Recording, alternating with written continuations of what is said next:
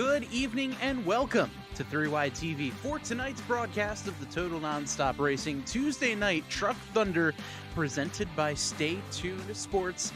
It's the Fisher Disc Golf Bolt Jet Charter Glen Gala here at Watkins Glen International Speedway. Good evening, everyone. My name is Bob Giaquinto. Joining me alongside is Garrett Gleason. And Garrett, the first of two road courses this season here for the Tuesday Night Truck Thunder series. And, well, the Glen, this is going to be a fun one. Absolutely, Bob. I'm excited to be here at Watkins Glen, one of my absolute favorite racetracks on the circuit. Definitely my favorite road course. But, Bob, we're no strangers to seeing guys turning left and right out there this season. We've seen some crazy saves. We've seen some crazy wrecks. These guys have had that steering wheel cranked to the right, but they're going to do it for real tonight, try to make up some positions and break in the process. And shift, too, Bob. That's also important on the road course, and a professional like me should know that. But it's going to be a fun one. Should be a quick race, but a lot to keep an eye on. Exactly. And, you know, this is going to be one of those races where we could see those point standings shift just a little bit. There are some guys who may not be great road racers, but they're fantastic oval drivers and vice versa. So this is really going to be a pretty big equalizer when it comes to the season standings. It's a wild card, Bob. It's an equalizer, and I don't want to spoil anything, but I think the truck here to beat is John Cannizzaro. He's got a lot of laps at this place. He's very fast in other series here, and it would pain me for him to win this race, but I think he's the front runner, Bob, but I hope I'm wrong. Well, seeing as though he's a New York guy, you know, this is kind of a home track for him, so to speak. And right now, those practice speeds go to show it. You see there at the top of your screen, his best lap is a 113, just over 113 flat, more than half a second faster than the 90 of Scott Crump, who's second fastest so far. So Cannizzaro is definitely one of those drivers you're going to want to keep an eye on for tonight's race. After all, tonight is the Fisher Disc Golf Bolt Jet Charter Glen Gala, and we could not do it without our friends Fisher Disc Golf. They are Muskegon, Michigan's #1 stop on Michigan's West Coast for everything you need for disc golf. They're online at fisherdiscgolf.com. They've got all sorts of merch, disc golf, discs and bags and targets and you name it. I know, G, you bought a King of the Hill disc golf shirt, which that's something I need to purchase as well. But they're fantastic. Make sure you check them out, especially if you're up there in Michigan. Tonight's race also brought to you by Bolt Jet Charter. They specialize in planning your next trip anywhere in the world in a private luxury jet. You can check them out online at boltjetcharter.com. And, you know, G, only a couple minutes left here in practice, actually less than a minute left here in practice. What are some of the things you're going to have to keep an eye out for as this race goes on? Well, we just saw one of them there coming up through the S's. You're going to want to carry as much speed as you can up through those S's, but you can't get out of control there. You lose a lot of speed, and it certainly could take you out of contention. But, Bob, this track is all about all these different turns and just racing the racetrack. You don't want to have any wheel hop. You don't want to miss a shift. You don't want to get run over by someone who has a different braking point than you. This is all stuff you're trying to figure out in practice and learn your own race, how you race the racetrack. But then you have to worry about how everyone else attacks this racetrack.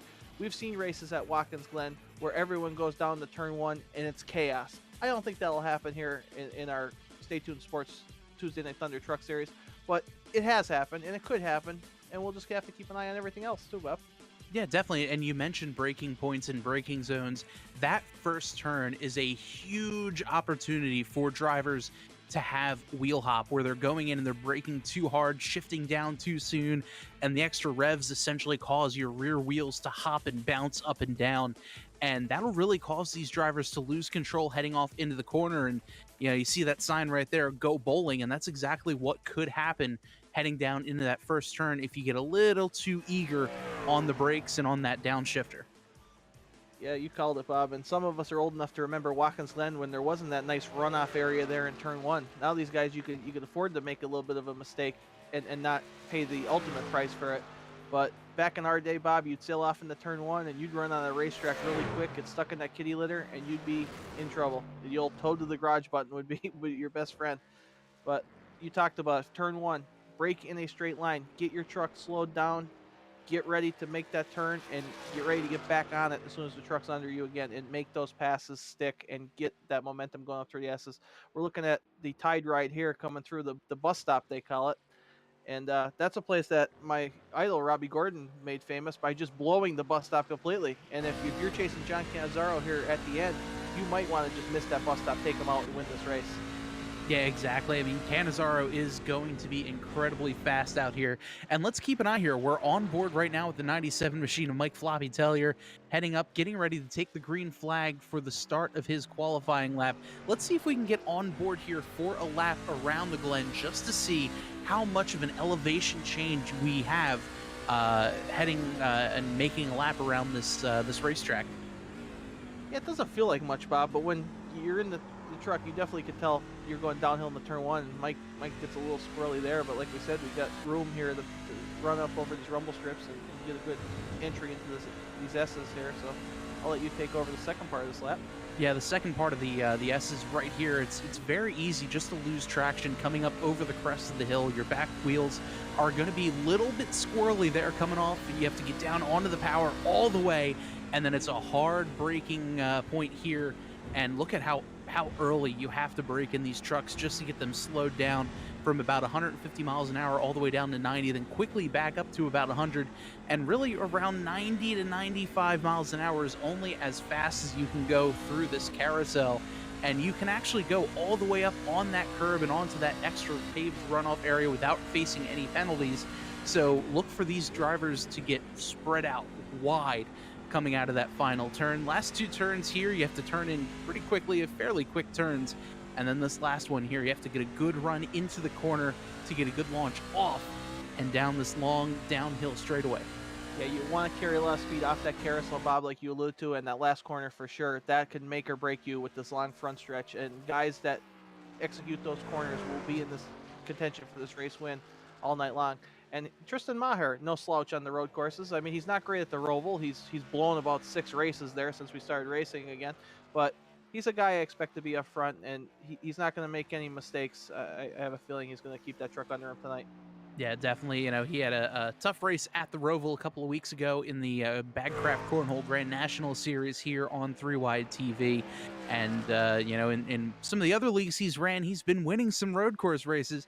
He just needs to get that monkey off his back to win in TNR. And I think he'll be pretty happy with himself.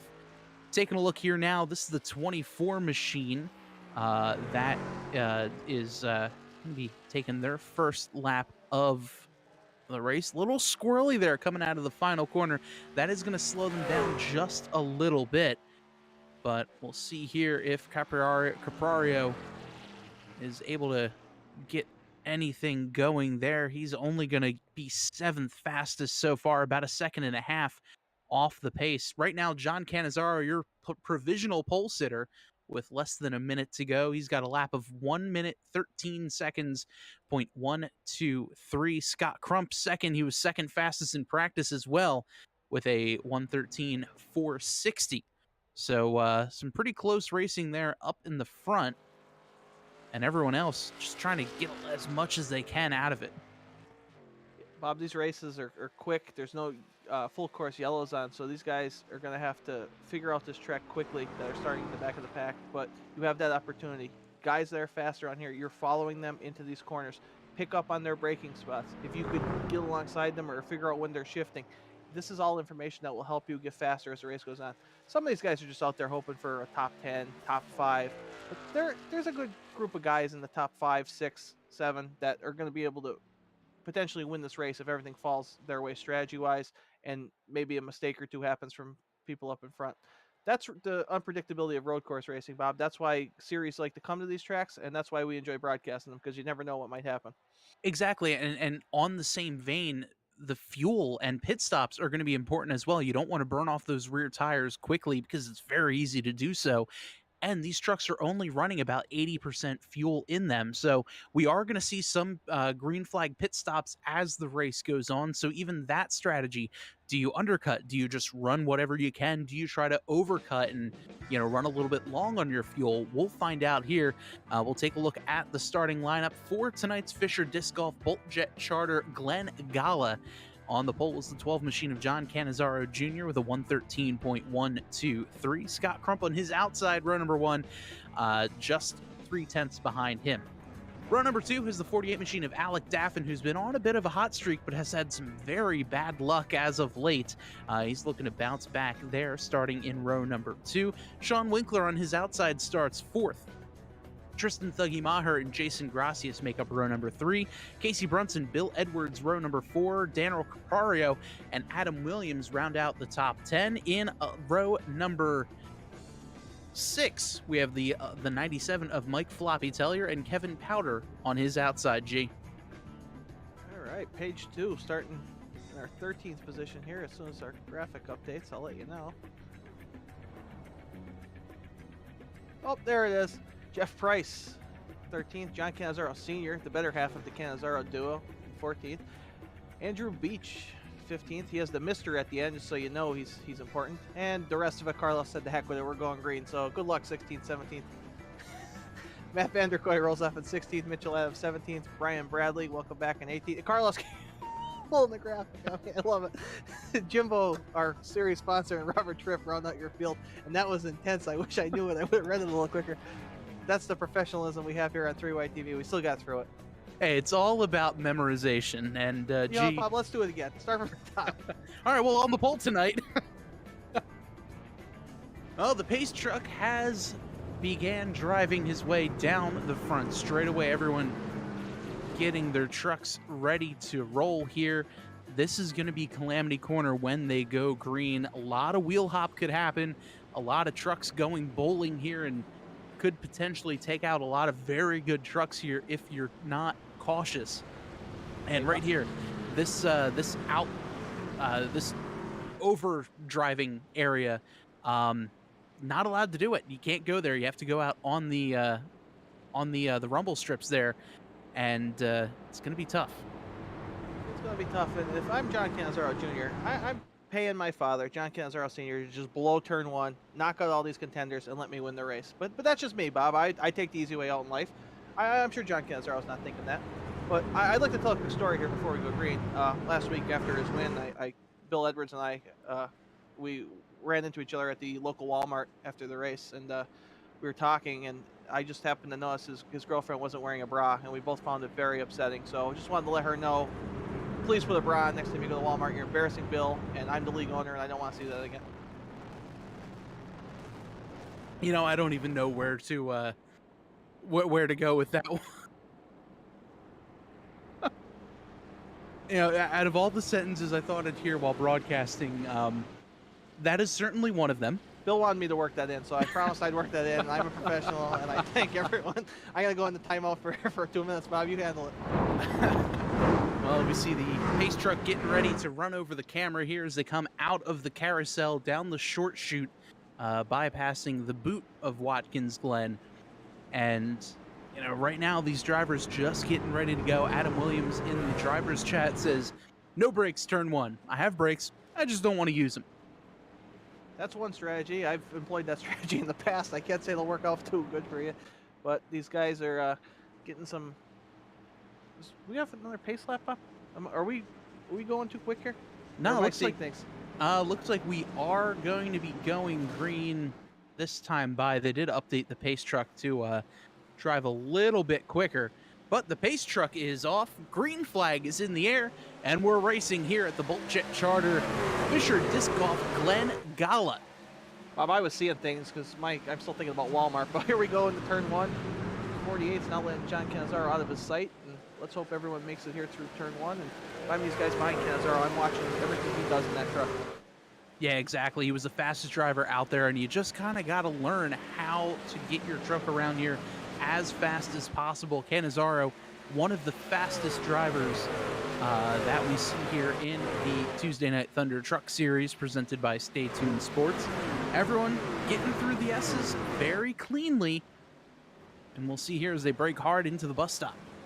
Yeah, big key here, getting through that bus stop smooth, carry some speed into that carousel. And it's a good passing zone if you can make it work for you. It looked like these guys were staying in line, minding their P's and Q's on lap 1, which I think is a great strategy. Yeah, out here now through the carousel, everyone fanning out like we said in the broadcast, you are able to go off course up there on the paved runoff area, and a little bit coming out of this corner. But turn one, you cannot go wide. You'll get a penalty, and you'll have your lap disallowed. Not a drive-through penalty, but a an incident penalty, if you will, and they'll invalidate your lap, and you might even have to have a slowdown penalty as well. Bob, I don't know if it's the same for you, but like us older guys that learned how to drive this track back in the day, I raced this track still kind of within the track limits of the old days. Like even though they gave us a little bit extra room here and there, I'm so programmed to drive this track that I just stay within those boundaries because I don't know any better, I guess. Yeah, I'm the exact same way. The only exception is coming out of the carousel, and that's just because I'm a terrible road course racer in general. I always tend to use that runoff area, but everything else I'd like to keep it on the island, as they say, between those two white lines on either side of the racetrack, and just kind of stay out of the grass, and hopefully I don't wreck.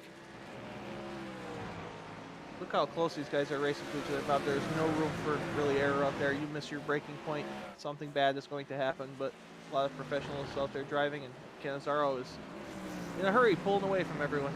Yeah, Cannizzaro just looking like he's on a bit of a Sunday drive here, as he's already opened up about a 3-second lead over the 48 of Alec Daffin. Oh, the 14 Jeff Price goes a little bit wide. That's something that that definitely benefited him here with this version of Watkins Glen, because the older versions, that was grass and kitty litter, and well, he probably would have been squirrely in a tire barrier right now. Yeah, and that's something that if you've raced a Watkins Glen line enough, you'll definitely experience.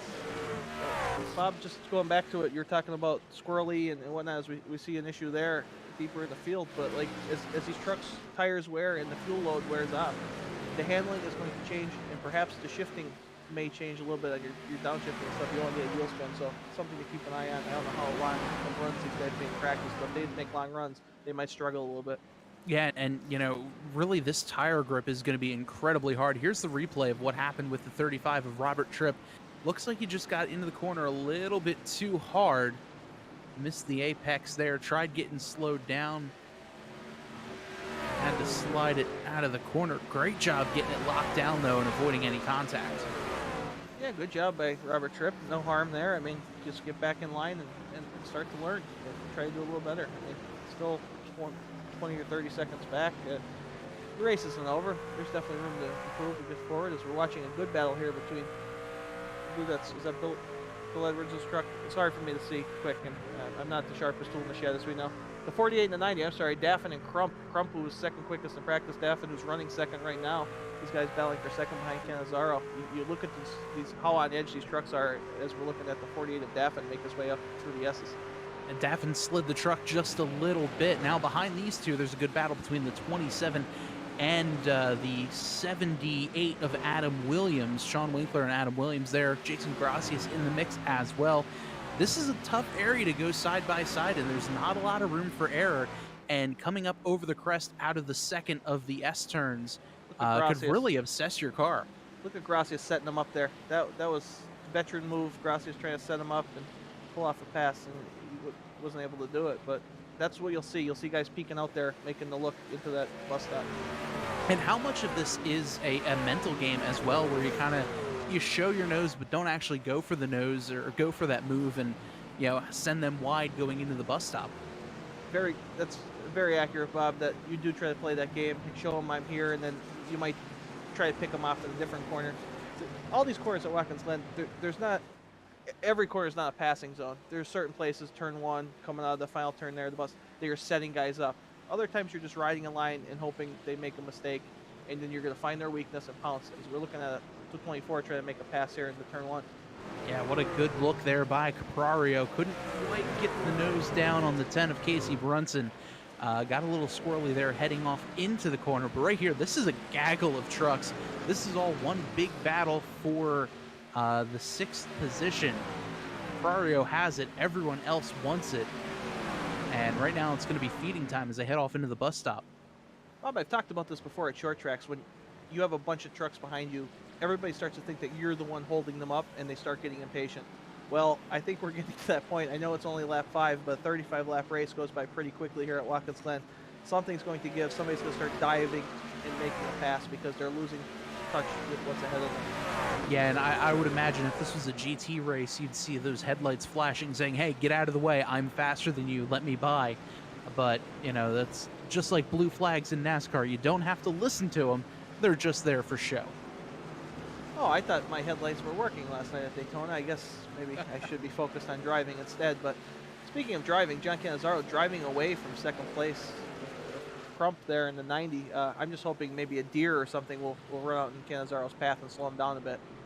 Well, hey, we are in the Finger Lakes region of New York, so anything could happen. We've seen chipmunks and foxes, and why not throw a deer out in front of that 12 machine just to get the field just a little bit closer? But we're 6 laps into this thing. We have a great battle here between, well, half the field, it seems like, as they all want to get around the 24 of Caprario. He's got the 27 of Winkler just behind him, and 78 of Adam Williams as well in that beautiful looking Bolt Jet Charter machine. 24 of Caprario, he's the most popular guy in the racetrack. He's got all his friends with him here going through the field. It's certainly a good feeling if you can keep them behind you, but he's doing a good job so far. I mean, nobody's even taking a look here to his inside. They can't get that close to him. Yeah, and that's the thing that's so frustrating for a lot of these drivers is, all right, once you're on the straightaway, you're able to catch up. You get to them in the bottom at the entrance of the corner, but midway through the corner, they start driving away, and at the exit, you're nowhere near them, and it's so hard and so frustrating that you can't make that pass, and you're just kind of stuck behind them, hoping they make a mistake. And here, the 27 looks to the inside of the 24, big block there. And I think Winkler finally said, "I've had enough, and I'm going to get around you." Wow. Power move by the 27 there. He looked like he was flying like a Bolt Jet Charter there, Bob. But almost, 24 almost lost another spot there to the one of Gracias, because I think he was looking at the 27 passing and then tried to overcompensate and almost let the one sneak by. But I think Jason Gracias is going to give a heck coming through the bus stop here. Yeah, gee, I'm surprised the 24 wasn't given a bit of a time penalty there. I've seen if you ride on the outside of those rumble strips coming out of turn 1 for too much of a time, iRacing will give you about a second slowdown. So I'm sure he wasn't given one there. So I'm a little surprised on that because I've seen it much less egregious there get a penalty. But good on him, able to stay on the right side of the law and keep his position as best he can. This is a fun battle here. Watching Jason Gracias trying to set up this 24, and I'm just putting myself in Jason Gracias' shoes here, and just every corner he's looking. Is this going to be the corner where I can do it? Is this going to be the corner? Oh, now 24 makes a mistake, and Gracias needs to use this momentum down this long front stretch and pass him going into turn 1. He's going to have a bit of a run. He's going to peek low to the inside. He's there. They're side by side. But the 24 has just a little wiggle there, but he has a better run overall out of the corner, and we're going to go side by side through the S's. Yeah, that's not ideal, Bob. They always say don't go side by side through the S's unless you absolutely have to. But Jason pulled off that pass. Bill Edwards going to follow him through, and the 24 looks like he's struggling a little bit of rear grip. Yeah, I feel like after battling so hard those last few laps, he might have lit up those rear tires a little bit too much. And, you don't want to have that, especially going to these heavy braking zones as we see him Tokyo drift through the bus stop there. All is well. He's able to keep it straight, but he's going to lose a bunch of time to these drivers. He did a tremendous job holding them off, and now I think he's paying the price for the abuse he put his rear tires through. And it's Bill Edwards now. Let's see what kind of laps he can put down. Maybe he can get up to Jason Gracias here. We'll see who is actually holding who up in that group. Yeah, and I feel like if I'm Bill Edwards right now, I'm just happy to ride behind the one of Gracias. He knows Gracias is one heck of a road course racer, and after that move by Gracias opening the door for him to get around the 24, I'd just be content to ride along. Don't want to waste my stuff or anything like that, but he's got to look in his rearview mirror, and he's got the 06 right on his bumper.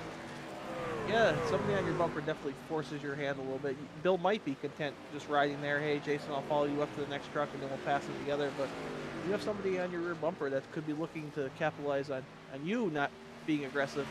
You might have to force the issue more than you want. We've all been there, Bob. Sometimes you're just content to ride, and then somebody behind you isn't, and then chaos ensues.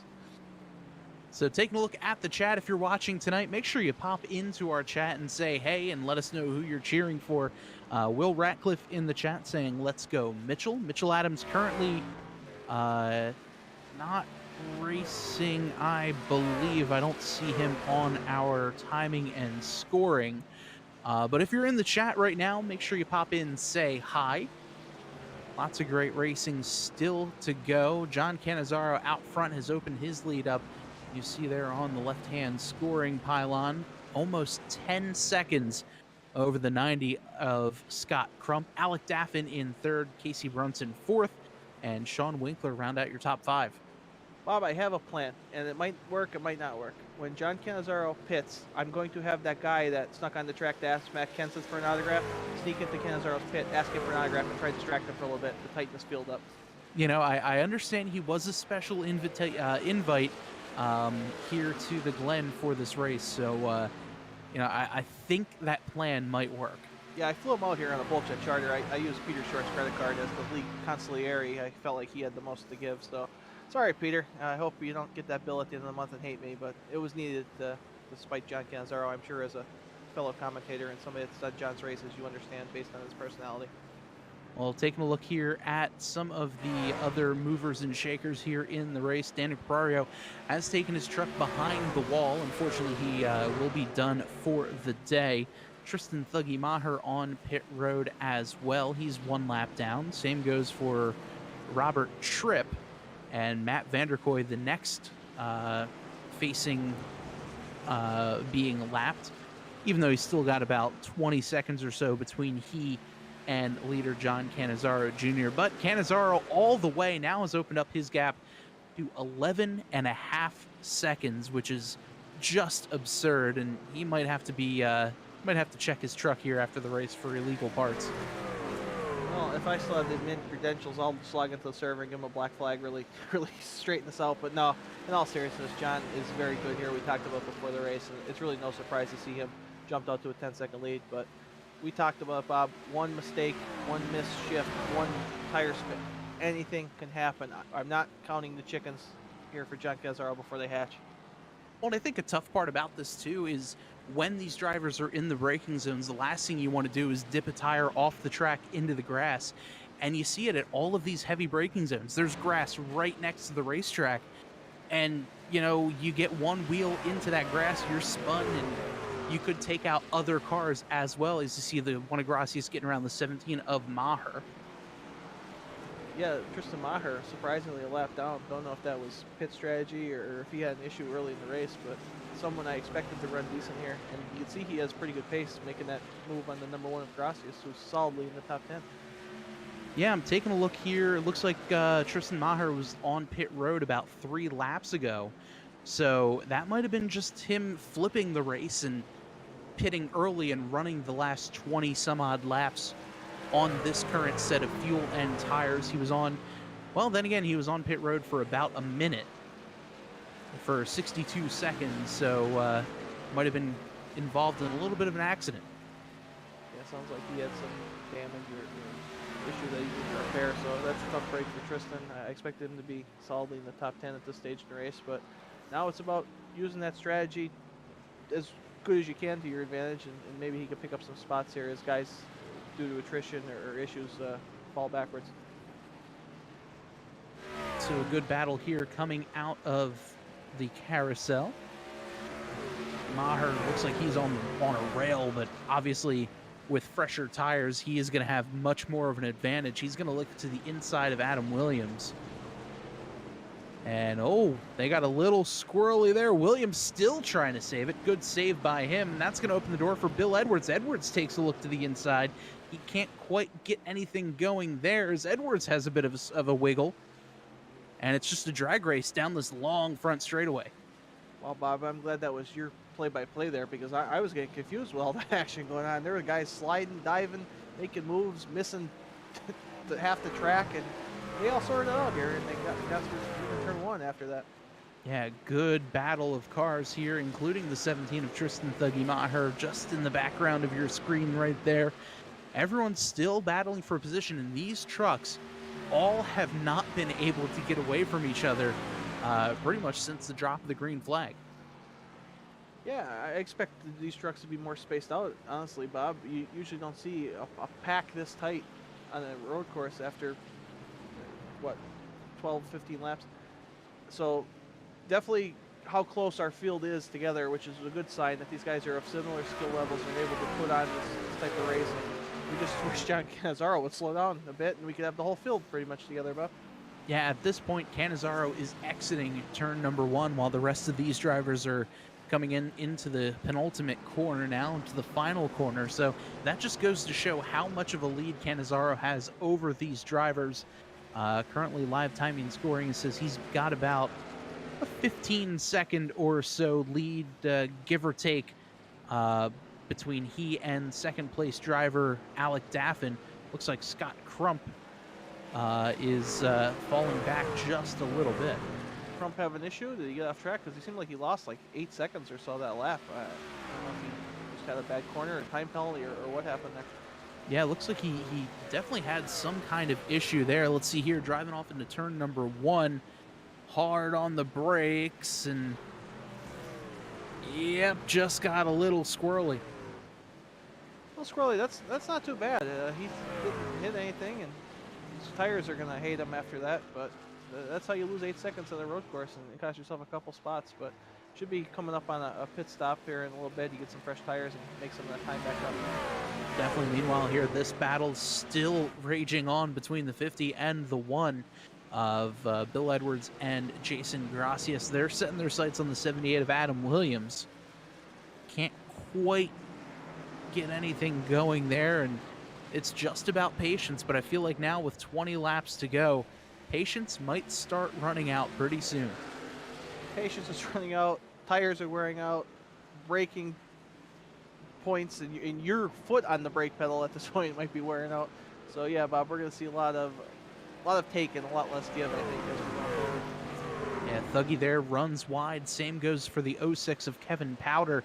They're both going to run wide there coming out of turn number 1. All things good. And Bill Edwards here putting on some pressure on the 78. And then just in front of them, the Tide Ride, that's the 27 of Sean Winkler. Yeah, 27 Winkler had one of the best moves of the race so far. That pass he ended up making on the 24. He hasn't been able to pull away from these guys, and the 78 is hunting him down very quickly there through the bus stop and into the carousel. Yeah, Winkler or Williams rather was able to get a huge run on the 27. Just kind of cut through that corner, had it perfectly, almost used that rumble strip to hook his truck and make him turn that much better. That was a great move. He's able to close right up on the tailgate of the 27. Let's keep an eye on this battle, Bob. See if he sets him up here in the turn 1, if he could get some momentum. We saw the 27 be strong going down the section last time as the 50 of Bill Edwards heads to pit road for scheduled service. Yeah, Edwards there. We're 16 laps into the race, 20 laps to go. So we're almost at halfway. So Edwards, I'm sure, is trying to do a little bit of an undercut and say, all right, I'm going to dive down pit road now, get fresh tires, try to grow as much of a lead as possible over the rest of my competition. And, you know, we'll see where he comes out. He entered pit road just in 7th position behind, or just in front, rather, of Jason Gracias and company. So when he comes out and when everything cycles around, we'll see if that undercut was the right move.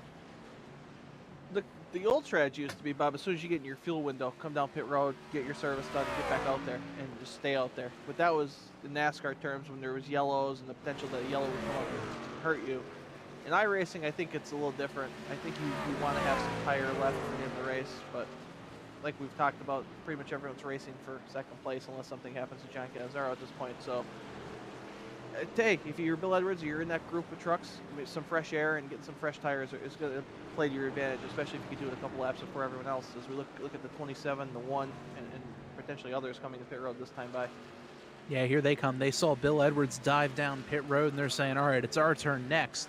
And this right here, this is going to be an important stop. Obviously, the last stop their last and only stop of the race. And you know, you don't want to drive through your pits box. You don't want to speed on pit road.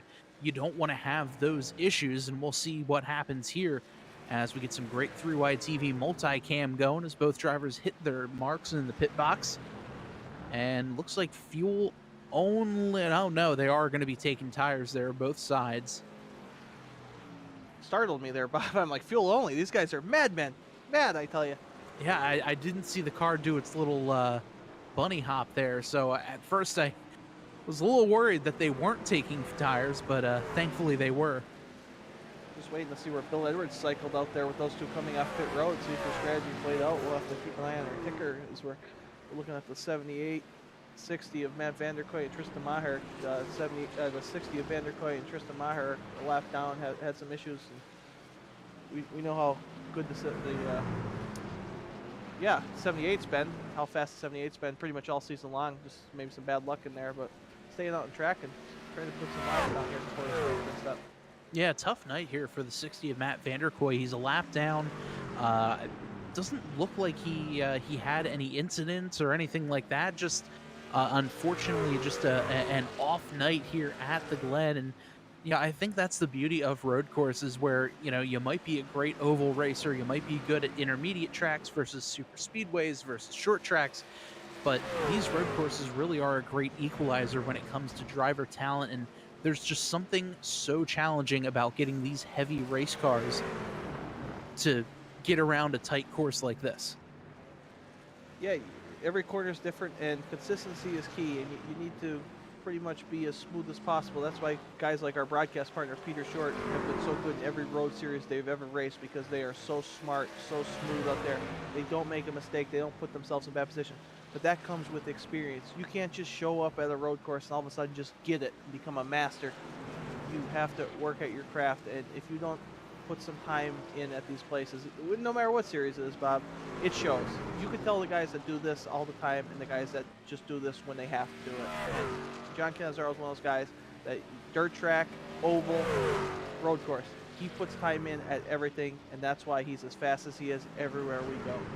And speaking of Cannizzaro, he is on pit road right now. Same with Alec Daffin and Casey Brunson. So the top three drivers before all of this were on pit road. Looks like Cannizzaro coming off of pit road, as well as Daffin, Jeff Price in. There's the 10 of Casey Brunson. He's in as well. Vanderkoy is in there too. So lots of trucks coming down, making their final pit stop with 17 laps to go. The lead right now goes to the 78 of Adam Williams. He's got Kevin Powder hot on his tailgate. Those are the two drivers who have yet to pit. There's others on there as well. Mike Floppy Tellier, John Cannizzaro Sr., Andrew Beach, and Tristan Thuggy Maher.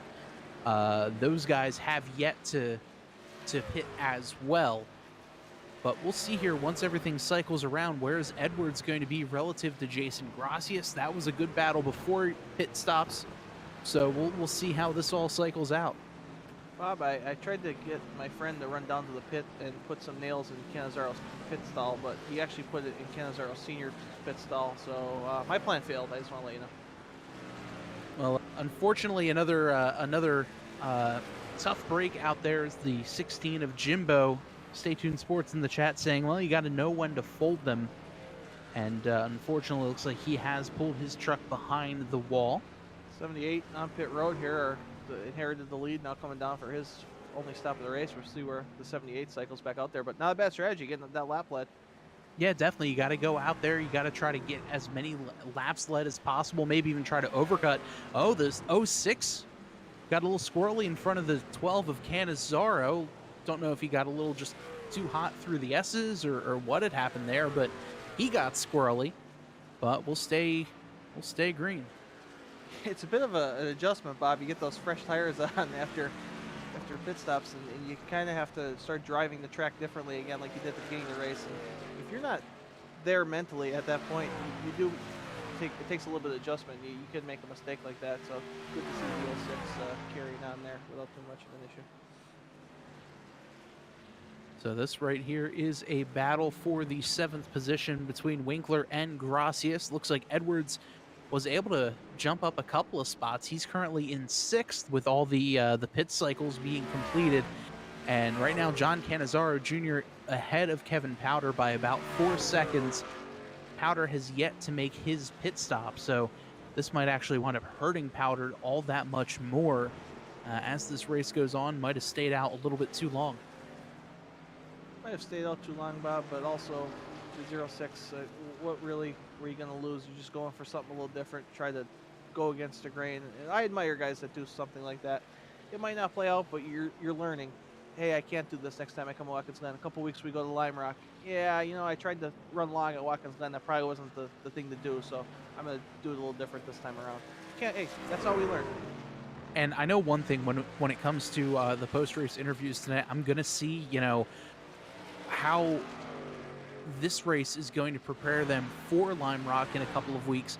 Both road courses, both fairly fast road courses as well, and they're going to be using the classic one, which means they're going to be taking a bit of a jump coming out of one of the corners. So it's going to be interesting to see how much skill transitions from this track to Lime Rock in a few weeks. Lime Rock, Bob, another place I actually really like. I've run a lot of laps there. I actually won a race there. It's on YouTube. You look at my name up, believe it or not. And that's a place I'm excited to go run. I've wanted to run there with Total Nonstop Racing pretty much since we came back. And it's time to stop. I guess I can't talk about myself. Well, anyway, sorry, Carlos. I'm just going to go ahead and sit in my corner in my room and be quiet. See you guys later. Well, gee, I remember. Actually, I think I might have been in that race when you'd won. If that was in a TNR race, I know there's a clip somewhere on YouTube of an old NR03 TNR race here at the Glen, and well, let's just say you see me in the background completely blowing the second to last corner and driving straight when I should have been turning left. So. That just goes to show our different skill levels here at the Glen, and road courses in general. But here's the 10 of Casey Brunson, also with the number 8 on his door. Now Bill Edwards trying to get around Robert Tripp. Tripp 1 lap down currently, actually 2 laps down, currently running in the 16th place. He's going to let Edwards go around him. But a good battle here all over the racetrack. I'm just waiting for Carlos's permission in my ear if I could talk again, but good battles all over, and it's nice to see these guys who are a little slower. Let these faster trucks go. Don't hold them up. It's one of those things you see these guys coming from, not the thing, but like a mile away almost. You see them coming. Let me just not get in their way and be that person. And we've been there, Bob, you and I, on road courses. All right, yep, you go. I'll follow you. I'll hopefully not embarrass myself in your mirror. Yeah, that is one thing I was very glad when we were broadcasting the Roval race. As opposed to me having driven the Roval, was not going to be a very pretty sight. I think my fastest lap was about 4 or 5 seconds behind what the leaders were running. So that's, it's just one of those things where you have to have good racing IQ. Say, okay, a leader's coming up behind me. I have to let them go, but you have to find the right place to do it, because if you've let them go in the wrong place, it could slow both of you down, or even worse, wreck both of your cars.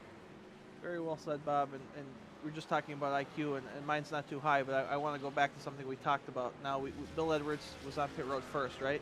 He's 3 seconds ahead of the 27 and the 1. So coming, what was it, 1 lap earlier, got him a 3-second advantage of the group of trucks he was racing with. So my math is correct. I feel like Bill Edwards' strategy paid off so far.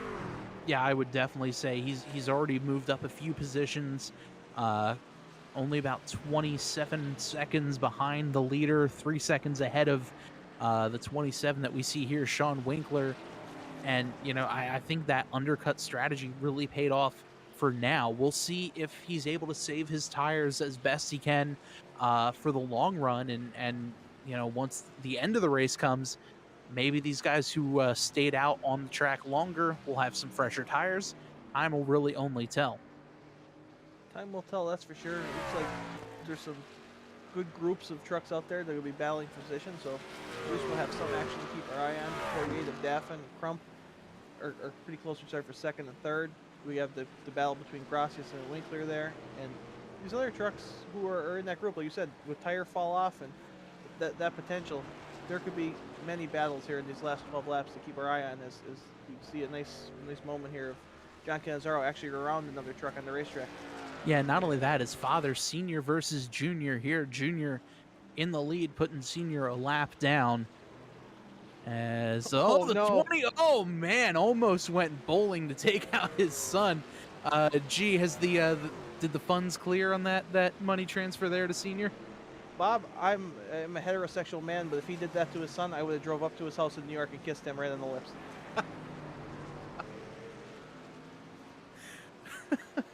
It's that's funny of Canizaro Sr. able to get things going again. I'm sure that was a tense moment there if you're John Canizaro Jr., saying, all right, let me get around my dad. Hopefully he doesn't take me out. And then that happens. Hopefully he was looking out the front of his car, not in the mirror. If he was, yeah, if he was looking on the mirror, I don't know if he'd be embarrassed or proud of his dad for not wrecking him, or a bit of both. But that was pretty incredible, Bob, and almost perfect timing.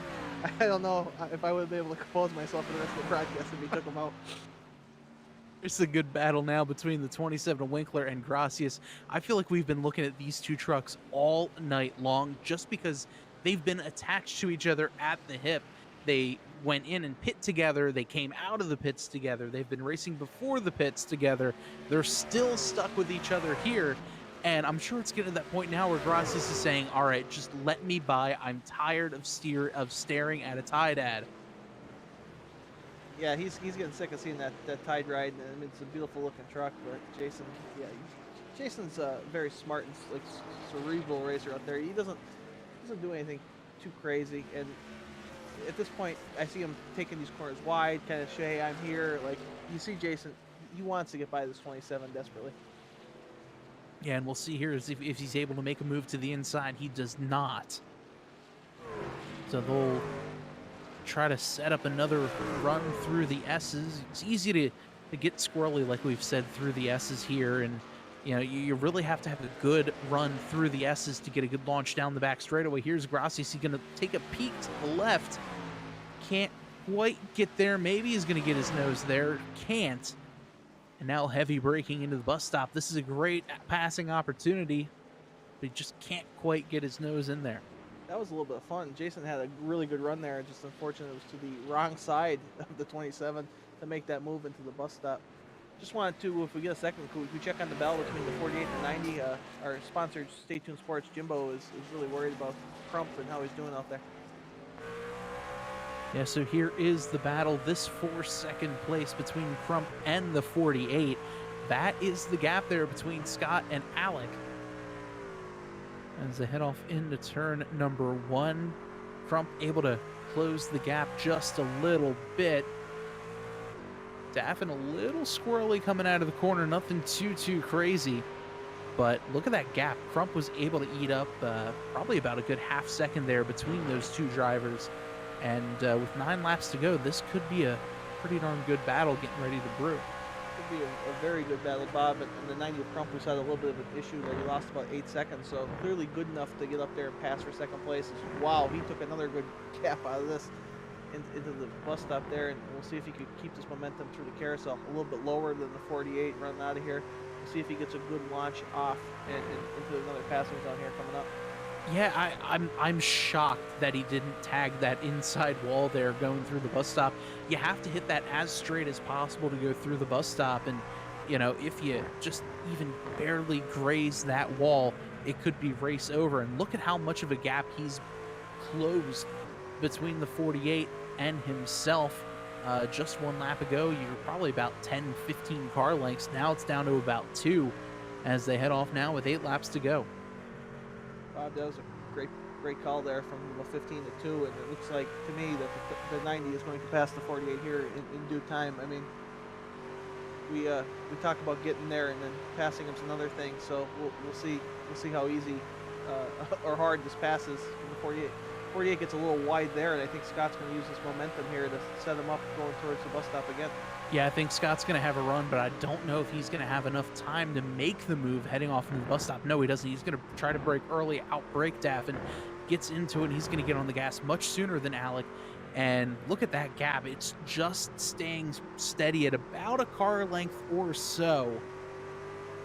But, man, this is going to be a fun battle to watch here in the closing laps. Coming to 7 to go here at the line.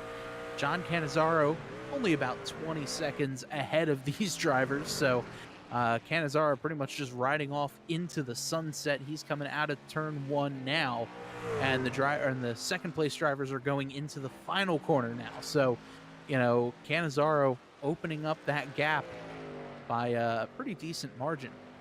I said some nice things about John Canzaro on this broadcast, and I'm not here to take anything away from him. He's doing a tremendous job, but I just think it would be more fun if maybe this lap he decided to come to pit road and just one time, and then just get out there and race everybody. I mean, you got 20-second lead. Come down, get 4 tires, and get back out there and see if you can get the lead back. Make it exciting, John. You've won enough races in your life. You'll win more. There's no need to have this one. Yeah, just do a quick F1 pit stop and slow it down and just let these guys catch up. We'll turn on rubber banding in the settings. Breaking news: the 1 and the 27 are still racing with each other. Oh, color me shocked. That's been a fantastic battle all race long. Look at this battle here for second. They have the 60 of Matt Vanderkoy just in front of them. He's a lap. Looks like he is 2 laps down currently. And we'll see here if he's going to affect this battle here between Daffin and Crump. Yeah, I think Matt Vanderkoy will get out of the way for these guys when they get a little closer. I don't expect him to get involved, but if you catch him at the wrong time, this could be a good opportunity for the 90 to get past the 48, or the 48 to use them as a pick on the 90. I wouldn't put it past either of these guys, especially with how hard they've been battling. Yeah, not only with how hard they've been battling, but how talented they are both as well. Just to kind of use the racetrack to their advantage, use the lapped cars there to their advantage as they both get around the 60 of Vanderkoy cleanly. And yeah, the 90 just can't quite get within more than a car length from Daffin right now. Yeah, I said he'd get there and pass him pretty quickly. He's making a liar on me, but that just proves how hard this road course racing is. And if it was easy, Jason Gracias would have passed the 27 about 10 laps ago. But just see how tough it is. If you have one bad corner, you lose all that ground you gained the previous lap, and you have to start over. And it's a very frustrating experience. Yeah, right there, it looked like the Juan Gracias had a run going into the S's, but couldn't quite do much, as now they're down the long back straightaway, trying to get down to the hard braking zone to go in through the bus stop. And oh, was that the... Well, it looked like for a second there, I thought the 48 was off track, but looks like it was just him flashing by the camera there for a second.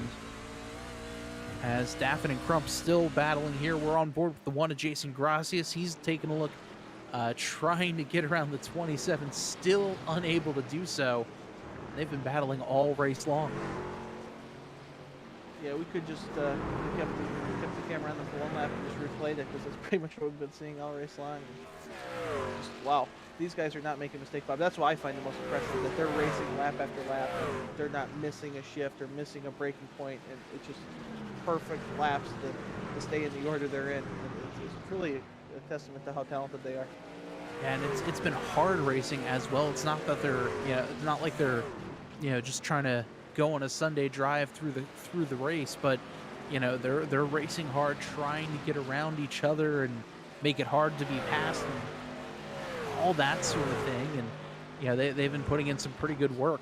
This battle here, not for position between the 17 and Adam Williams, but still a good battle there. The 78 got a little squirrely there coming through the S, is able to get it collected underneath of him. And he's just kind of in the middle of some lap traffic with the 97 there as well. Yeah, you have a mix of trucks here. You got some lap trucks, some new lap trucks, and you all out there racing, just doing their best to get these last 4 laps done with so they can go home. I mean, you see these guys in the top 10. We talked about Bill Edwards getting in the top 5. Casey Brunson, solidly in the top 5 here in 4th place. Been there all night long. Fast. 78 of Williams still in the top 10. Powder in 9th. Jeff Price rounding out your top 10. That's a solid race. You want to go Watkins, you want to keep the tires on the racetrack, finish in the top 10. That's a fantastic night as far as I'm concerned. So good job by those guys just bringing home these last 4 laps. Yeah, we've got a great battle brewing now between the 48 of Daffin and Scott Crump. Looked like Crump was able to get around Daffin at the line, but Daffin able to get back around the 90 of Crump as well. So a good battle brewing there between those guys. Some great battles all over the racetrack. The 1 and the 27 still fighting it out. And coming down to crunch time. Only 4 laps to go. It'll be 3 at the line. Can we get a camera on the number 10 of Casey Brunson? Just give him a little love. I don't think we've shown him too much on camera tonight. He's having a good job. I'm sorry, Carlos, our producer. Casey Brunson, you do not matter to Carlos. Just wanted to let you know, but just wanted to say what a good run in your number 10/number 8 Budweiser truck. And Bring it home, bud. Yeah, great looking truck and one heck of a run there for Brunson. Casey was able to just stay up there in the top 5, qualified 7th, currently running in the 4th position. And as we say this, look at that. The 1 of Gracias trying to get around the 27, can't quite do so. He tried to make a pass on the outside as John Canizaro Sr. is heading down pit road. The wrong Canizaro pitting, G. Yeah, that's a heartbreaker, but he tried his best to take his son out, and I appreciate that. But going back to the 27-1 battle, like a broken record, we've seen Jason Gracias try to pass the 27 pretty much everywhere. And I think it's time to go back to what I said pre-race. Just miss the bus stop, man. Go for it, Robbie Gordon style, bump, bang, and just try to pass him. You got to do it. At least on the last lap, do it for me, Gracias. We've been friends forever. Yeah, and I'm thinking, you could just use the excuse of, oh, I thought this was the Watkins Glen Classic layout where you skip the bus stop entirely and you dive bomb it into the carousel there. But so far, everyone able to make the bus stop, no one blowing through it and taking each other out quite yet. But with 2 laps to go, it's anyone's race. Here's the 78 getting himself up in this battle here with 27-1. He's like, hey, these guys are, this is where the camera's on all the time. I might as well get my sponsor, Bulljet Charter, some airtime, and I don't blame you. Very good. And I feel like the, trouble! Oh! Gracias goes around. Yeah, Gracias spins out. There's definitely nothing to be thankful about as far as that.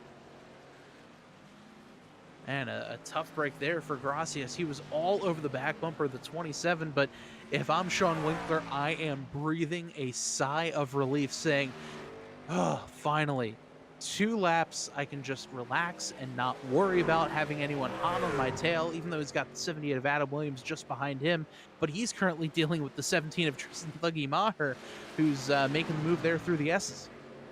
Yeah, Thuggy wants some camera time too. He's not the race he anticipated. Seems to have a lot of speed. Definitely good enough to be 7th place or so on track.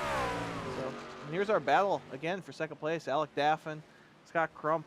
These guys don't want to get away from each other either as our leader takes the white flag. Yeah, I feel like it's been the last 10, 15 laps. The 90 and the 48 have been battling this close and just not able to get any position gained between those drivers. White flag is in the air. John Canizaro Jr. has officially checked out. 24 seconds, almost 25 seconds between these two. Oh, Crump going to drive it in deep right on the back tail of the 48. But Daffin able to stand tall as they go through the S's. That was an impressive move there by Crump trying to get to the back bumper of the 98. At this pace, John Canizaro will be checked into his hotel room after the race by the time 2nd and 3rd place finish. John Canizaro, what a dominant performance here at Watkins Glen, as he's actually almost towards the end of his final lap here, Bob, if you want to call it home. Yeah, John Canizaro, we haven't really had much of an opportunity to talk about him because he's been able to jump out from the word go.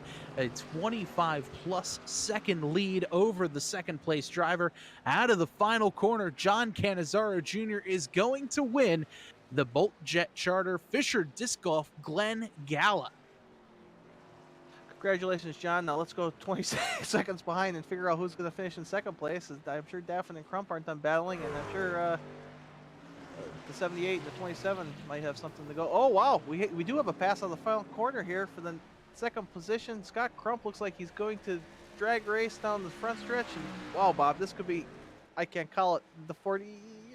Bob, tell me. Crump got it. Crump. Wow, Crump got it at the line. And oh, Casey Brunson saying, I'll just showboat across the line there. He got Squirrely coming out of the corner, able to keep it green. Bill Edwards coming across the line now in 5th. Sean Winkler will edge out the 78 of Adam Williams for 6th and 7th place.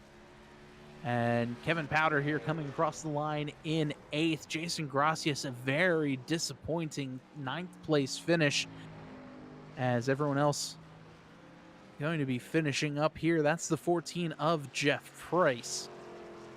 He'll make his way out of the final corner. Matt Vanderkoy finishing in 12th. These guys were very theatrical coming off that final lap. Everyone's sideways, spinning tires. I think they either had enough of this place or were just so excited and relieved to finish they wanted to put on a show so they get a little camera time for their sponsors. And the official gap between the 90 of Scott Crump and Alec Daffin 4/1000ths of a second.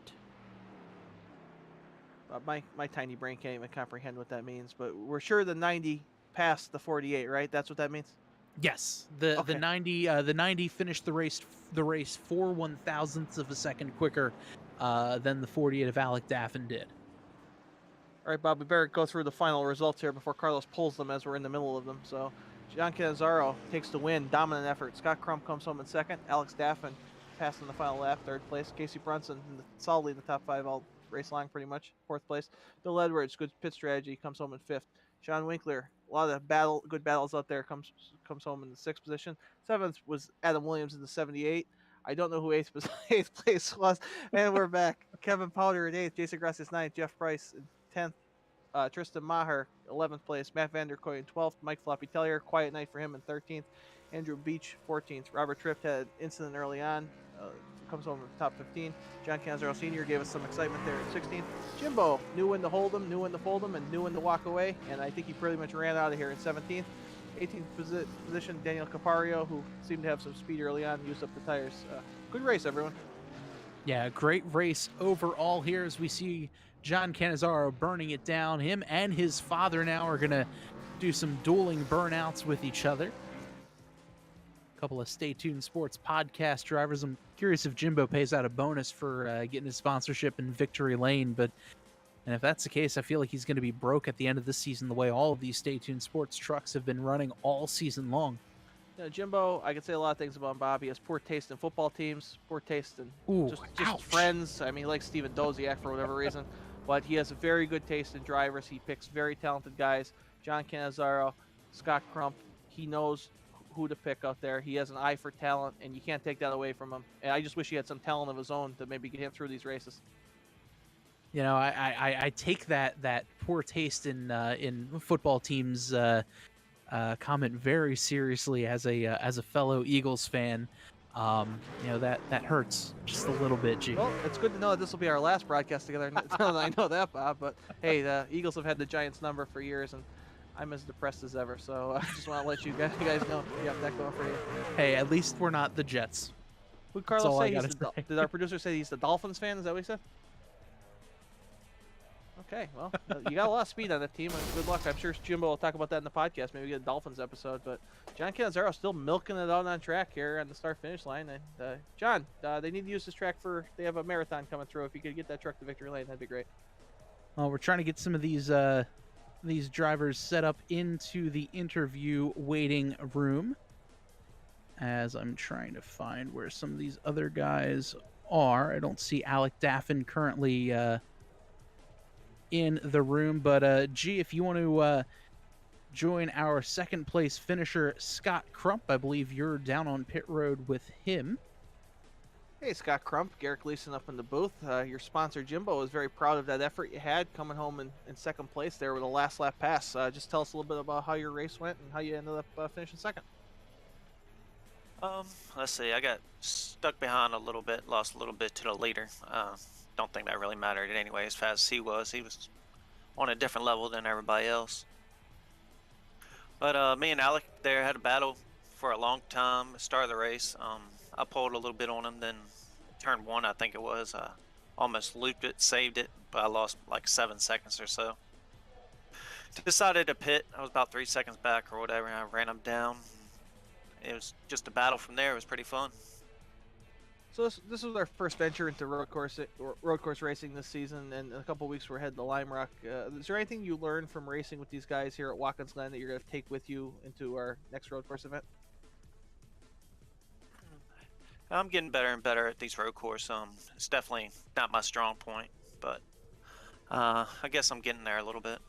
Hey, if it's not your strong point and you finish second your first time out to a guy that has a lot of laps at this place and is pretty dominant, I don't think that's too shabby. Next week, Bristol Dirt, going to Dirt for the first time this year. First time at the road course this week, first time at Dirt next week. How much experience do you have at Dirt, and do you think you could run well there? I do all right on dirt till the track gets really slick, but 90% of the time this track is slick, so that's when I start to struggle. Well, I don't think we've seen you struggle all that much so far in your Total Nonstop Racing Stay Tuned Sports Tuesday Night Thunder career, but you had your second place tonight, and I'm sure we'll look forward to more good things from you in the future. If you'd like to give a shout out to your sponsor, who's been pretty much in the YouTube comments all night long, the floor is yours, bud. Yeah, appreciate Jimbo. Stay tuned, sports. Appreciate 3 Wide TV. Y'all do an awesome job. And give a shout out to everybody else racing. Alec for the racing hard. And I think Casey was up there too a little bit. So give a shout out to them racing hard. And congrats on John on the win. Well, thanks, Scott, and I appreciate the good sportsmanship as the league owner. That certainly goes a long way, and I'm glad to hear that. So we'll see you next week, bud. All right, see ya. Well, I believe Bob G. Quinto has caught up with my nemesis and someone that just breaks my heart to hear talk, John Canizaro in Victory Lane. Yeah, I'm down here in Victory Lane with tonight's winner of the Fisher Disc Golf Bolt Jet Charter Glen Gala. That's the 12 of John Canizaro Jr. And John, first of all, congratulations on the win. You had one heck of a race and just kind of dominated from start to finish. Yeah, once I heard Garrett was in the booth, I knew I had to get the cheating truck out. You know, it's not a Chevy motor in there; it's a Dodge motor. I can assure you that much. Yeah, it's a very good racetrack for me. I know not a lot of people think I'm a very good road racer, but I am. I have a lot of laps on this track, a lot of wins on this track, especially in some road cars. So all was good. A few mistakes here and there, nothing too severe. Just hopping a couple curbs, getting a real hopping a little bit in one. But other than that, it was a good day for me. My father qualified half decent. He was up on pace for us and everything. Fortunately, he blew the motor and stuff, but still got the truck fixed back out there with some burnouts. And I think other than that, I feel like I'm doing good. Well, you mentioned your father, and there was a little bit of a close moment there with probably about 10, 12 laps to go where he got a little too hot going into turn one, almost actually took you out as you were going around lapping him. What was going through your mind when he saw that? I know it was going through Gleason's mind. though. Gleason calmed down and he got excited about that, but crazy. We drag raced him down the front straightaway for a little fun, and all of a sudden we went to turn one. I'm reading his door number, so it's a very scary moment for sure. Glad he saved it. That was a pretty good save too, but he's learning. He'll get there. Hopefully by end of seasons we'll be together racing for a position. Maybe not. Talladega I feel like is going to be his breakthrough moment. So, well, still funny, a little scary though. The fire suit definitely needs a washing. Well, you go from a road course, and especially here at Watkins Glen, where you're really talented at. You just won the Master Millwright Dirt Championship. We're heading to Bristol Dirt next week. I guess you're already penciling in going 2 for 2? I've been practicing since I saw the schedule release. That's gonna be a weird track. It's been a long time since I've ran trucks there, probably since last time I bought Bristol, so we'll see what happens. Hopefully I can redeem myself from last time I ran there with trucks. Got edged out by a good guy named Andrew Himmelman, so good feeling into there. And, obviously in a couple of weeks, we're heading back to another road course at Lime Rock Park. How much do your skills translate from the Glen to Lime Rock? Both fairly fast corners, really hard to keep your truck underneath of you at both tracks. What are your thoughts there? Had it been Laguna Seca, I probably would have been the happiest man on this racetrack, but Lime Rock I can't say too much about. Don't do a lot of racing there, although I did a lot of rookie stuff there back in those times of the Mazdas and Skip Barbers. Other than that, I think it's a fine racetrack. Hopefully, same outcome. Obviously, I'm not running for a championship because I got here halfway through the season, but we'll see. Maybe I can count up something for me. Well, John, before we let you go, I'm sure you have plenty of shout-outs for Jimbo and all your other sponsors, so let's hear them. Obviously, stay tuned, sports. Jimbo's a great guy. Obviously, lets me run the truck. Me and my father both get to run the truck. He's a little fun to mess with on the track. He drove into turn one, slammed the wall. Don't know why. Don't really want to know why, but yeah. OCFS Burnout, obviously. Probably one of the best burnout guys here. We'll brag about that. He's a great guy, too. You can always check out it on YouTube. Burnout Nationals, Instagram. Orange County Fair Speedway. My father, you guys from up on the broadcast. My mother, my father, obviously, and my mother's wife, Shannon. She decided she wanted to come watch us. That's another viewer for us. Awesome. Well, John, congratulations on the win. We're looking forward to seeing you out there next week at Bristol Dirt. Thank you. All right. Well, that is our winner, John Canizaro Jr. And, G, I believe you're now you're able to catch up with our third place finisher, Alec Daffin. Yeah, hey Alec. wow, I had to run all the way next door to Walmart again. I was just hoping I didn't run into Bill Edwards and his girlfriend again, but that's a long story. I don't want to get into that. Alec, you had a heck of a battle there for second place at the end with Scott Crump. Come home in third place. You were pretty fast all night long. Just tell us a little bit about your race and how you wound up in third. Not my best race. Just way too slow. Just struggled defensively all night. But I mean, we almost held off Scott there for a second somehow. I guess Tristan had to make an early pit stop, and then Scott had that spin, which put me up to second in position to get second place. But I just didn't manage the rear tires there. Wish we'll pit one lap later to maybe have another lap, fresher tires to fend him off. But yeah, I just burned the rears off too much, and then he got a great run out of the second to last corner there, and he just ran a better race than me. But still got a podium at least, so we'll take it. Yeah, I'd certainly take it. I wish I could get a podium finish once in a while, but you talked about burning the rear tires off. You think that's something you were just struggling with, or you think that's something everyone was struggling with as the race went on? I'm sure everyone was. I mean, I ran a 10-to-1 steering ratio, which I started doing about 6 months ago on road courses, which has definitely helped me with rear tire wear. But I think I was just being too hard on the throttle come off the corners. Like, come out of the S's, I would always be easy. Then the slow corners, I would push it hard. Should have been doing the opposite, so guess I was just not taking care of the tires in the right corners. Maybe overdriving the entries a little bit too. So just do a little better job of that probably. Well, you've been fast everywhere we've gone so far this season. We've been certainly impressed watching you out there. We're headed to another unknown next week in Bristol Dirt. Do you have a lot of experience there, and are you a good dirt racer? I'm decent. I like that track. I'm unfortunately probably not gonna be able to make that race, but if I did, I could probably run top 5 maybe, and hope those guys have a good race. All right, if you make the race, I don't need you to run top 5. I just need you to wreck Cannizzaro as he's either lapping you or anywhere around you. So if you get there and you can make that happen, you'd really make me happy. Well, the way things are going, I'm probably the only way anybody's gonna beat him, so I'll try my best. Well, that's certainly the case. Just before we let you go, any sponsor shout-outs, and I'll congratulate you again on your third place finish. Okay. I'd like to thank Shy Racing Products. Thank you guys at 3 Red TV. Thank everyone for putting on the league. My Twitch viewers at 4Lex Bowman. That's 4LEXBOWM8N. And yeah. Well, thank you, Alec. Hopefully we'll see you next week. If not, we'll see you in a couple weeks back out there. It's always a pleasure watching your race. You do a heck of a job. Thank you, Garrett. Appreciate it.